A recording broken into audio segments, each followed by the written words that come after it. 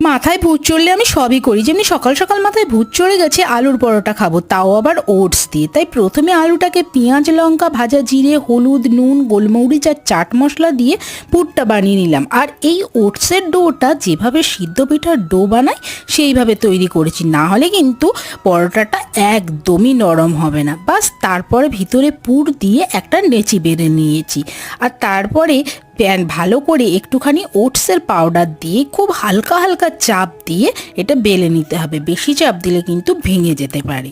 তারপর গ্যাসে প্যান বসিয়ে প্যান গরম করে দুই পিঠটা আগে ভালো করে সেঁকে নিয়েছি নর্মালি, তারপরে তেল দিয়ে সেঁকে নিয়েছি। বাস আমার ওটসের পরোটা একদমই রেডি।